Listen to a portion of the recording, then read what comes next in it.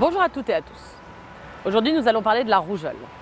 Cette maladie extrêmement contagieuse provoque des épidémies meurtrières.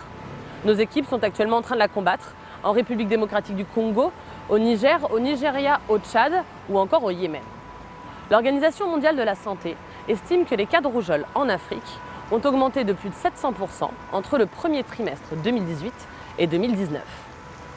Intervenir lors d'une épidémie, c'est une véritable course contre la montre qui nécessite de faire des choix difficiles. Mais pour comprendre tout ça, je vous propose tout d'abord de revenir à la base. La rougeole est une maladie virale qui touche les jeunes enfants et qui peut être mortelle en cas de complications. Dans les pays en développement, elle fait des ravages lorsqu'elle est associée au paludisme ou à la malnutrition. Mais c'est aussi une maladie évitable grâce à un vaccin sûr, pas cher et efficace. Il fait partie du programme élargi de vaccination de l'OMS, c'est-à-dire que depuis 40 ans, les efforts sont faits pour le rendre accessible à tous les enfants et avec des résultats indéniables. Depuis l'an 2000, le nombre de décès dus à la rougeole a chuté de 84%.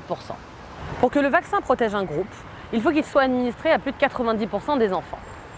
Cela implique des campagnes de vaccination étendues et régulières, sans lacune ni interruption, pour éviter de constituer des réservoirs d'enfants non vaccinés. Eh bien, le problème, c'est que ce pourcentage est rarement atteint. Il implique l'adhésion de la population et l'on sait qu'elle recule dans les pays occidentaux où les parents refusent de faire vacciner leurs enfants. Il implique aussi une campagne de vaccination efficace et dans les pays dans lesquels nous intervenons, ça n'est pas toujours le cas. Au Yémen, la guerre qui dure depuis plus de 4 ans a causé l'effondrement de tout le système de santé, y compris du programme de vaccination. Au Tchad, au Niger, au Nigeria, les problèmes d'approvisionnement et de chaîne du froid, le manque de personnel et de ressources ont marqué les dernières campagnes de vaccination. Résultat, les épidémies déclarées en 2018 continuent toujours aujourd'hui de faire des victimes.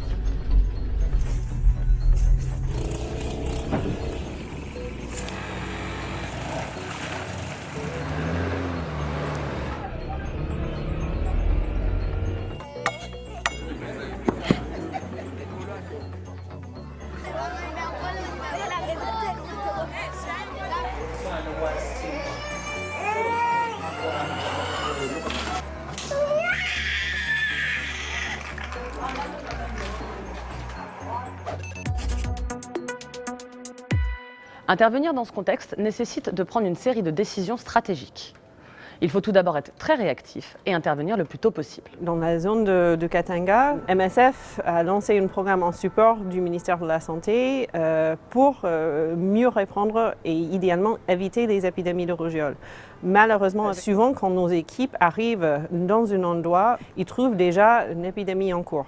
Nous devons définir rapidement les zones où nous allons vacciner. On intervient préférentiellement dans les endroits où il y a beaucoup de cas compliqués, il y a un taux de mortalité assez haut. On priorise aussi dans les zones voisines de l'épidémie, les zones avec une couverture assez bas ou une population d'enfants vulnérables plus haut peut-être que les autres zones. Il faut ensuite être capable de cibler les enfants les plus à risque. On a décidé de vacciner les enfants moins de 5 ans.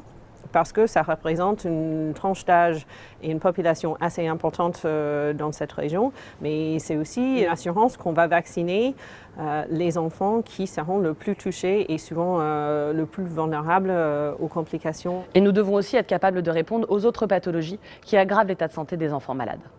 C'est une zone avec plusieurs défis sur l'accès aux soins et surtout pour les enfants.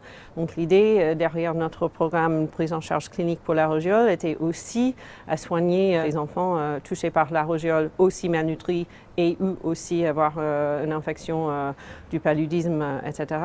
Mais aussi de soigner les enfants malades avec les autres maladies parce qu'ils sont aussi vulnérables, surtout dans cette région.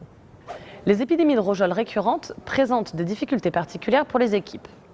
Il s'agit non seulement de répondre aux spécificités du terrain, mais aussi de comprendre les raisons pour lesquelles la maladie revient sans cesse. Au Katanga, les équipes sont obligées d'adapter leurs réponses aux leçons tirées de l'épidémie précédente. Aujourd'hui, elles espèrent que la mise en place d'un système d'alerte précoce sur des sites sentinelles permettra de détecter rapidement les zones à risque au lieu de courir sans cesse derrière les épidémies à répétition. Merci à vous de nous avoir suivis et n'hésitez pas à partager cette vidéo sur les réseaux sociaux.